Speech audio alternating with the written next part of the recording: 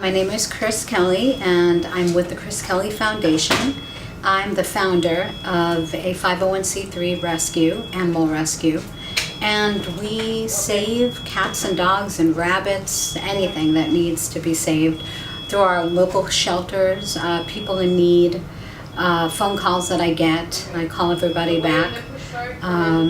We use fosters, and right now I'm over at Century Vet in Los Angeles. You may hear some noises, who are housing our cats that we recently did a huge rescue in Northridge, where a woman died who was an animal rescuer. She wasn't a 501c3, she just had a large heart. And when people realized that she saved cats, they would just drop them off at her front door. So she died Christmas Eve, and she had called me 10 months ago and told me that she had a tumor in her stomach and she was dying. And it was just such a loss because she was such a great woman. And she said she had some kittens in her side room and she needed help. I said, okay, I got some fosters together. And with the chemo treatments, you know, I leave a message and she didn't get back to me.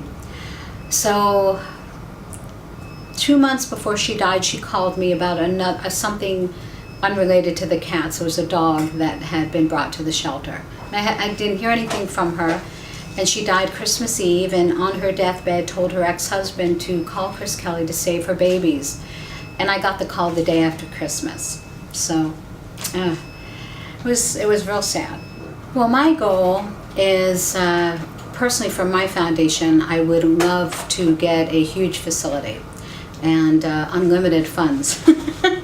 Right now we work with fosters and vets offices like this one, boarding our animals, and pet stores that are rescue friendly. I have one in Westwood I work with, but that's my goal. My goal would be to have people know our foundation all over the world, and I don't think that is that's not impossible.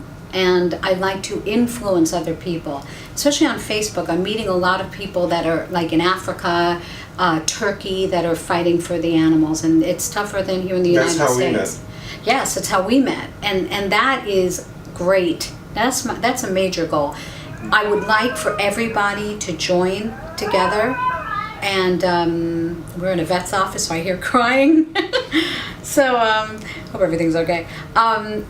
That's it. If we could all join together in animal rescue, a lot of times animal rescue people fight, and I have no idea why. I think it's because of the stress that everybody's under. Everyone gets mad at everyone. But if we join together, we would be a mass that cannot be reckoned with. I'm telling you, and that's like my major goal. It's good that we have all these different organizations, but I see your point. I don't see why we need to splinter off into and get along. Groups. Get along. You could have your own group, but yeah. What's the most common misunderstanding or educational deficit in the people that you've worked with? There are a lot of good people out there. Many of them don't think of animals as important. That's just an example. What are we dealing with on a personal level with other people? Well, people, not rescue people that are out there, they were not taught. I think a lot of times when people abuse, if something wrong, something's troubling them, children especially, you see that a lot, they're desensitized to that it's not human. I always say to people, look at an animal, any animal, an insect, whatever. They have two eyes. They're just like you. And I don't understand why people can't see that, but some people can't. There's another level of people that are just abusive, meaning that is a mental disorder, gang members, all that kind of stuff. That's a whole kind of other situation. That when you're abused and you've been hit and you're hurt and you're hurting, you want something else to hurt. And why not an animal? They can't speak, they can't tell anybody, they don't have the rights that another human being has. So, you know, it's just kind of complicated, actually.